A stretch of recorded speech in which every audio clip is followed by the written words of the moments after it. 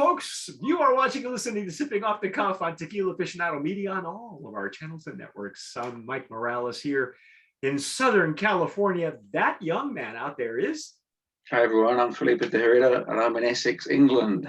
By the way, you got a shout out from one of the groups in the New Zealand group on Facebook that I belong to, and they asked me if we had tried tequila, and I said, yeah, we did, and I sent them the link. I don't like doing that on Facebook, but I sent them the link of our review, and one of the guys who's, I guess, a member said Essex, yes, and he gives the bro fist. So I don't know if he's a friend of yours or what, but anyway, Felipe and I, we have the weird distinction because we are now world travelers. We are tasting agave spirits from around the world.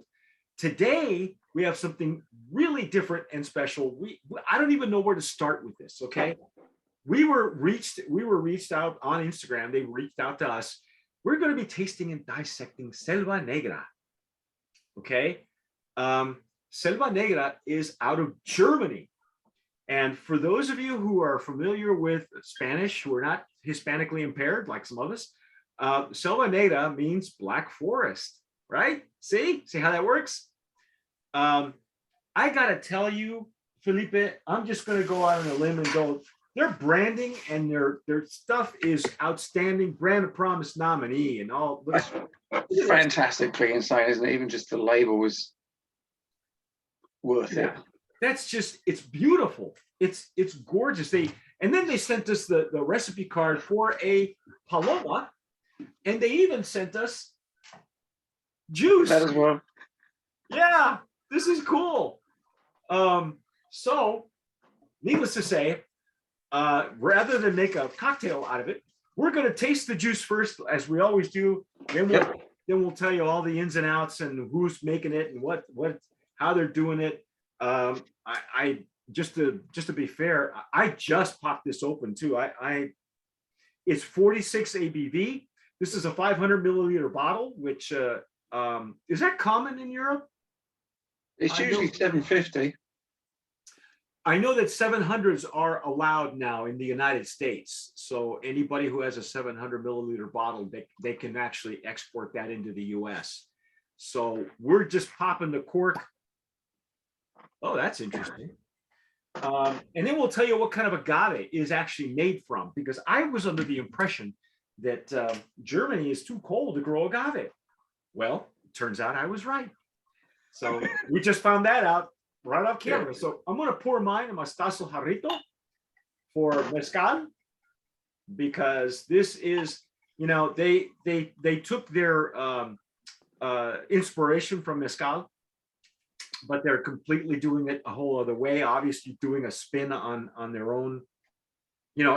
So far, Felipe, every country that we've tasted stuff from has put their own spin on it.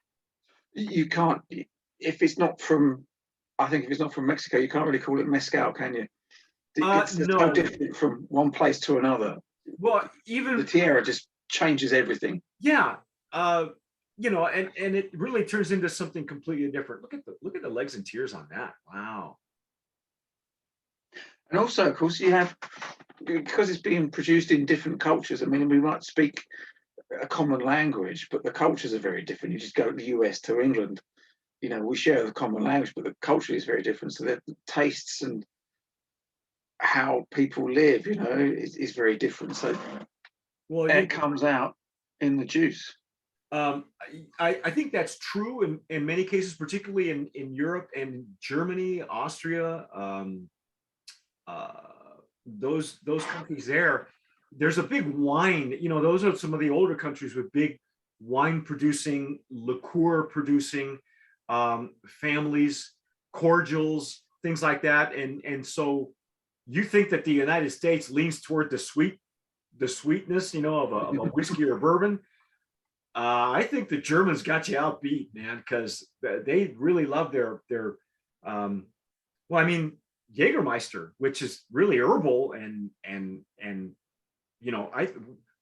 somebody, did you tell me the story of Jägermeister? How it was developed? I think it was medicine to begin with.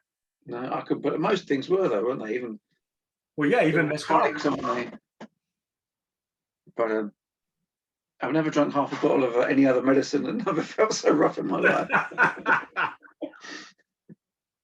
Oh, okay. Hey.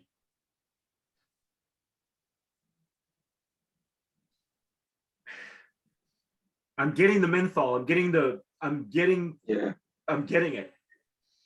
It's at the bottom of the glass. There's truly hardly any alcohol that I'm getting. There's an underlying sweetness that's there, and I'm not sure. But I'm also getting plant. I'm getting a recognizable agave. There's a bit of a like a vegetal coming through, but that mint, I don't want to call it menthol because that's not what it is. That's No. more akin to what we got from Australia, because they were using eucalyptus. This is a bit different. And when I say they were using eucalyptus, they were using eucalyptus wood to cook to bake their agave. Well, this apparently they use spruce quite a lot. Yeah, and it does smell. It does smell like spruce and pine have kind of that, pine tar has kind of a resin. It's very pleasant. It's not bad. I don't have any problem with pine. And now that it's opening up, it's really just shining through. It's quite like a breath of fresh air, isn't it? So, yeah. I feel very mountainous, like I'm out in the I don't know, Tyrol. I don't know. I've never been out of the well, no, that's not true. I've been out of the United States. I've never been actually into Europe. I would love to, because you and I when I get to England, you and I are going to be bar hopping for like a month. Pub hopping. I'm sorry. let's do it. Well, shall we dive in? Because Sure. The nose is beautiful.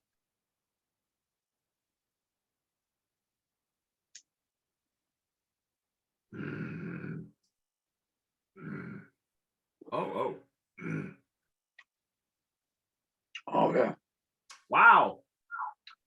Well, there's a tiny hint of smoke on that. It comes in later on. The agave is there. I know. This is new again for Felipe, because you've had mezcals, but you've had mezcals probably. I don't think you've had any other of the styles of mezcal from different plants, like other than espadín, which is the common one that is used a lot. I've not had.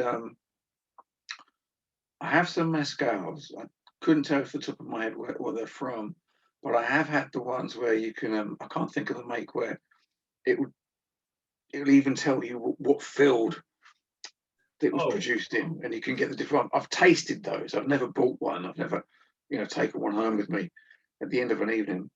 Yeah, they're when it comes to Oaxaca, there's a lot of microclimates, and so there's a lot of factors involved. You have the region, first of all, the hand of the maker, because even within the same region, different makers make it different styles, and so it's really chopped up into a lot of subcategories among the larger category. And then you're talking about the plants. The plants are completely different.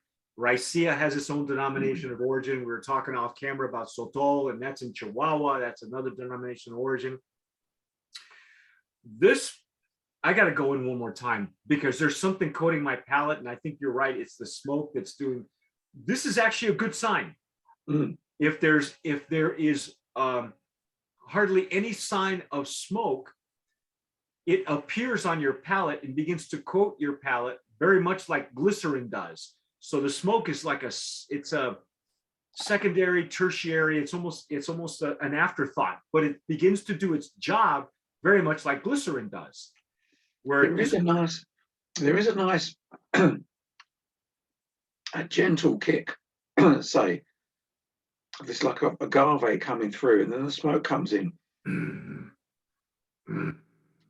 But it's woody, but not tree bark woody. It's like branches. with the It's more the veg- botanical. it's like I say, it's more like the vegetation that you get on the flowering tree, you know, from the brine. That sounds a bit convoluted, but it's not a thick wood. It's a very, It's very subtle. yeah, it's very delicate with it. Yeah, because that was what threw us off with Black Snake when we tried it. Is that there was a menthol, there was something there that we just couldn't place because we had never had it. It was on a bar for us. And then when we did the back research, we found that they were using eucalyptus wood. It made total sense to me. It just That was a light bulb moment, wasn't it? It's like, yeah, I know, huh? of course, Australia. Now this one has great pepper explosion at mid palate. It goes in a little bit sweet, and then the pepper just takes over. I'm getting a pepper explosion. But you know what's really good about this is the retro nasal. I get agave. I get a little bit of that. I want to say botanical. It's probably not. You're right. It's probably branches or something. There's a, you know, spruce is a pine. So, you know, I have pine trees out front of in my front yard. You could run your hand through them, you know, and you knock out those little, whatever you call those, for lack of a better word, they're the leaves or not berries, because some of these do have berries that turn into that green, the greenness. That's what's in here. I'm getting. It kind of reminds me of,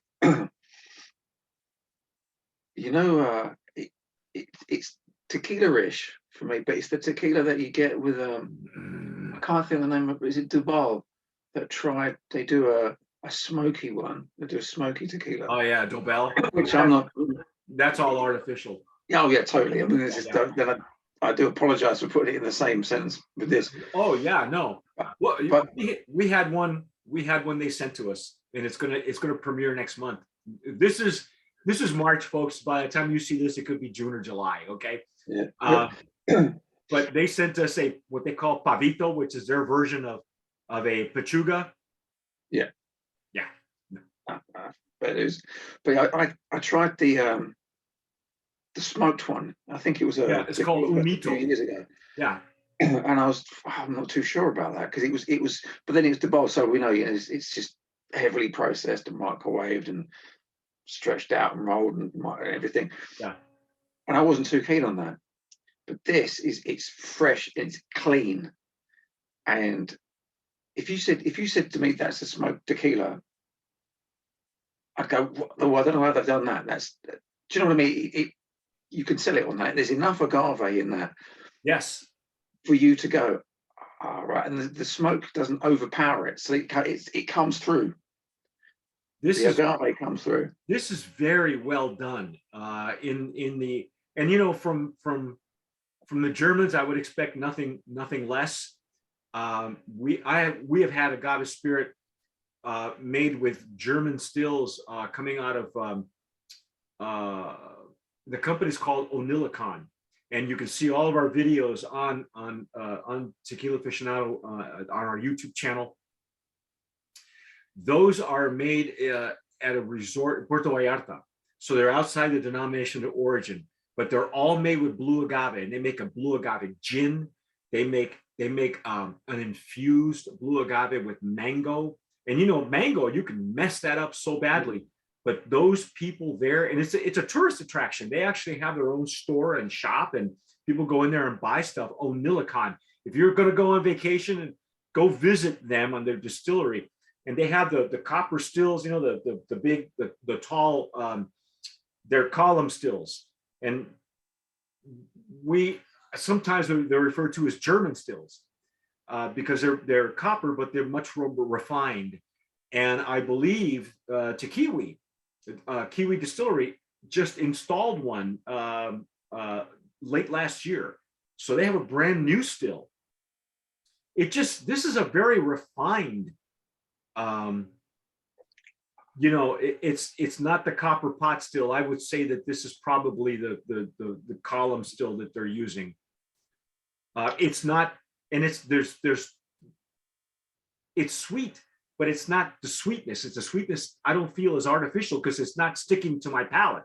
No, sweetness isn't I wouldn't come out with it straight away that it was sweet.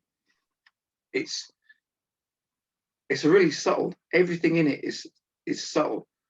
except for the finish. Yeah, and there's 4 or 5 of them going on, and everyone just it's like a wave. Oh, there's a little bit of this, and Yeah, just it's like flows through. they're all dovetailing into each other. They're not clashing. That's the other thing that I like about this, because I have had mezcals that kind of seem to clash, or they're one-sided. They're very fiber, they're fermented with fibers. They, if they're ancestral or artisanal, that's part of the process. They're fermented with fibers in wooden vats, and some of them, we had one that I like. I don't mind it, but it was very fibrous forward. You could just taste it, very papery, very fibrous on the nose and the profile. And I like that. It's okay. It's just another style of making it. Maybe it's distilled with the fibers. I'm not sure. I'm not a distiller, but this one is really clean. I haven't even re-poured it. It's like the more it opens up, there's more coming. I would even call this more like an agave gin instead of a mezcal. Yeah, especially with the botanicals. Yeah, because I've had blue agave gin. It's really good. I think I've hoarded the last of it. I hide it for myself. But this is fresh. It's impressive, isn't it? It's Yeah. clean, fresh, opens your nose straight up. Well, yeah, it's very but it's not medicinal so much as, like you said, it feels like a breath of fresh air. You said something similar when we did Tequila. You said it's almost like it breezes coming off the ocean, because that's where the distillery is located. It's up in an area where you get ocean breezes.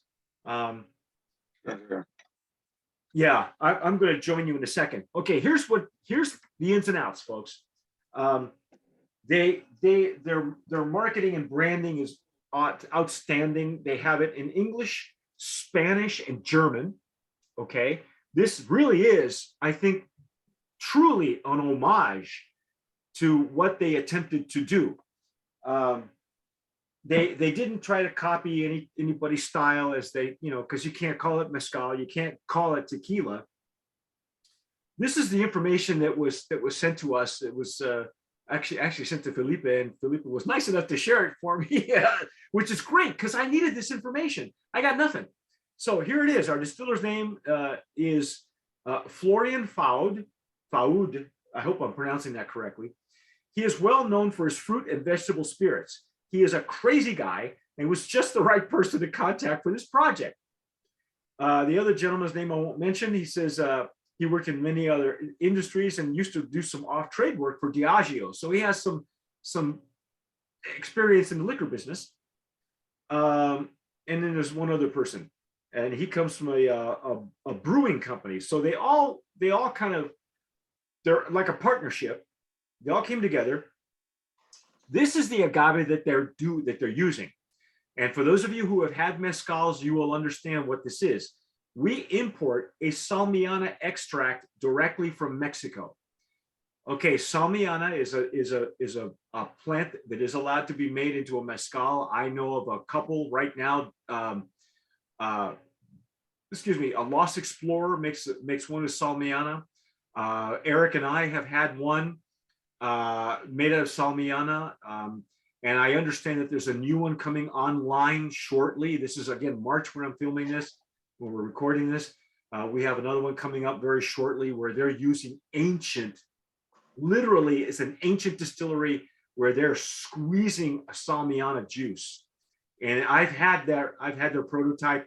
It's outstanding. This tastes like Salmiana. How they're getting the extract, I'm not sure.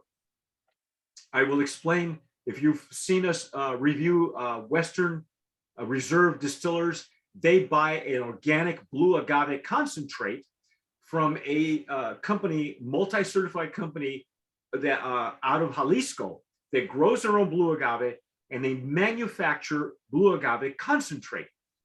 They ship this to their home office in Minnesota, and from there, they sell it to micro distillers in the United States. I have pictures. You can see the pictures on our website. You can also see it in the magazine.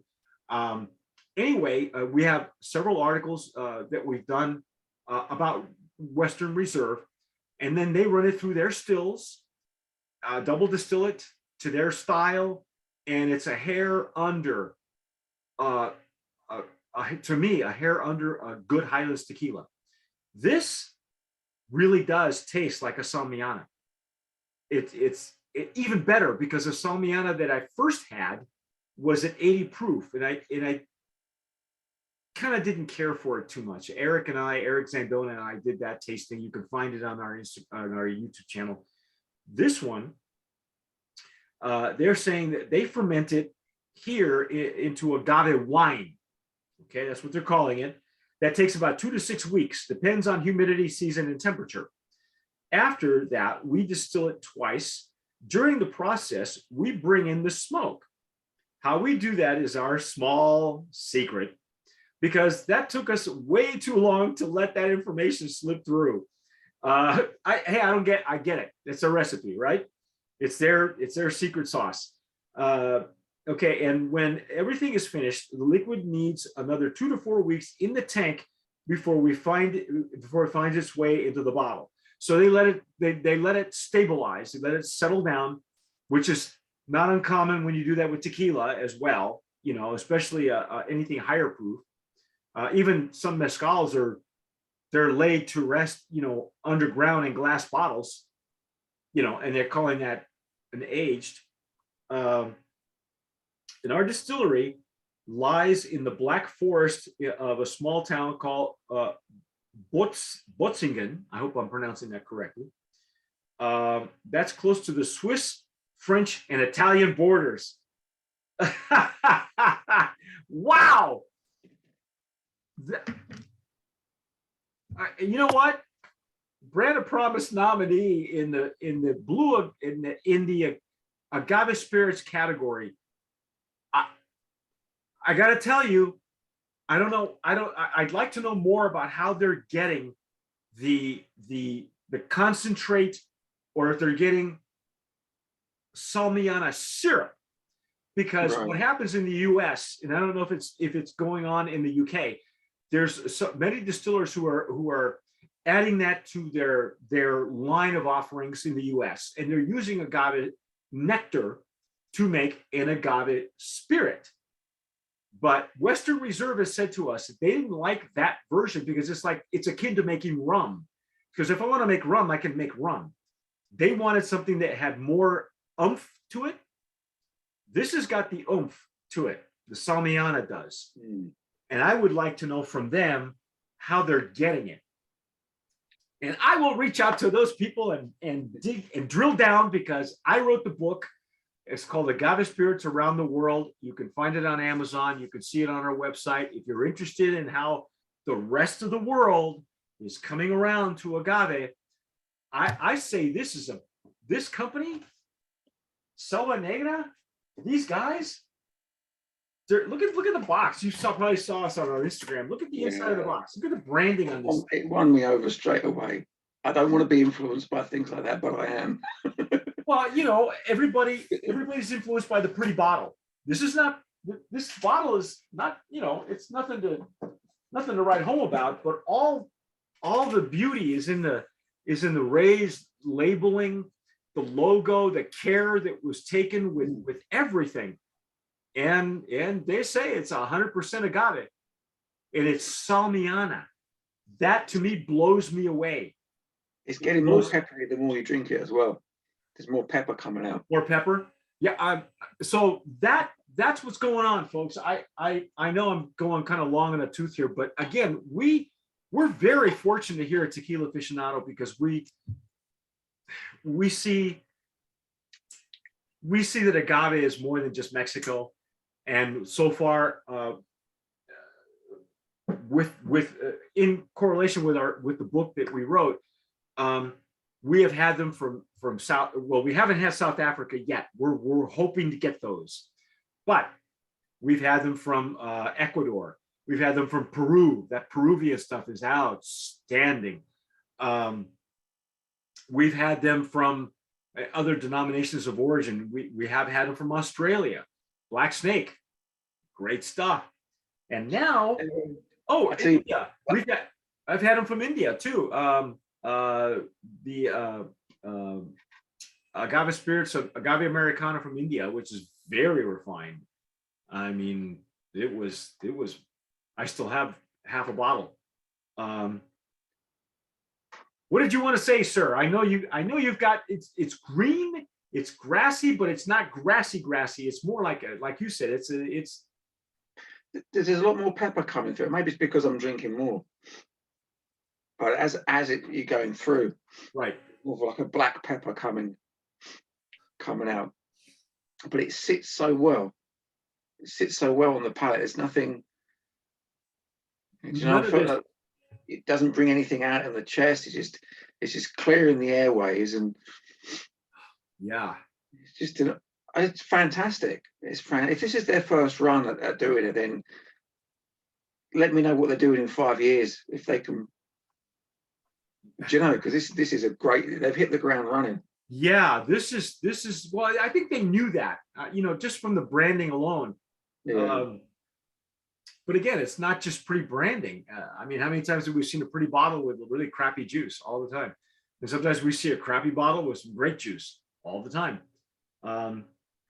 These guys are, and again, even the alcohol. This is 45 ABV, and the alcohol is just there to present the rest of it. Yeah, it works as a really good carrier, doesn't it, for the flavor? No overpowering on it. Wow. And yeah, and if you haven't had any mezcals with Salmiana, I recommend that you do, because it really has a different flavor profile than what we're used to hearing about Tobola, Espadin, what's the other one that we get a lot? Well, Raicillas are made from Karwinskis are another one. Raicilla is made from something else completely. And the Salmiana, for some reason, isn't as popular, but there is a region in Mexico, I know this because I'm privy to some information, where the Salmiana actually, that region is known for mezcal made with Salmiana. And that's what this tastes like and smells like. No, thoroughly impressed with this. Oh yeah. Again, I'm not gonna, for those of you who are traveling to Germany, coming back and forth from different countries, who are watching us from Germany, or can get access to this, do so. Now, what would you do with this? Would you pair it with food? Would you just sip it? Do you want to? I mean, they obviously made it to mix, right? I mean, they sent us the Paloma. I'm just not sure I want to mess with that right now. I don't know. I think I'd have to. Maybe the last half of the bottle, I'd mess around with it a little bit more. Get used to the flavor and the taste, Oh, this is so good. The botanical on the top, and at the bottom, there's the plant, and then the residual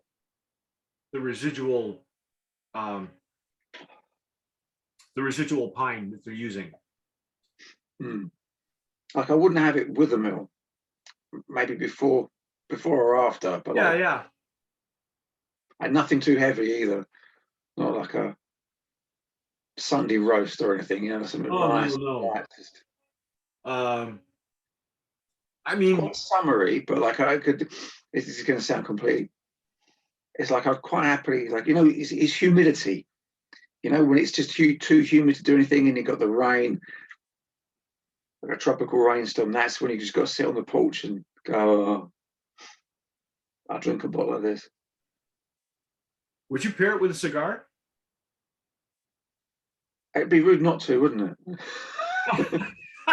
But it would have to be a lighter cigar. You know what I mean? It had to be like a Connecticut wrapper or something, because this, for as high the ABV, it's not bold on your palate. You know what I mean? It doesn't come across really strong with a strong agave punch. All of it's very subtle. It's just like you said earlier. This is just one dovetails into the other, you know. Wow. I think a I could go light Corona would go with this. Nothing, not too big, like a 52 gauge one, like a nice 42, 44 half-hour smoke. You know what else would be really good with this? Is sangrita. Honestly, Yeah. I think and I've got some in the fridge. I've got one that won our brand of promise last year. They entered delicious sangrita. You can buy that on Amazon, by the way. It's called Castiza, and I think I would pair this with a good sangrita. I'm going to try that tonight. Oh my gosh! Well done. Yes, congratulations, folks. Selva Negra, Black Forest. If you've had it and you've tried it, and what are you doing with it? Right. Tell us where you're sipping it. Tell us what you're doing with it. If you're watching us on YouTube, please leave us a comment.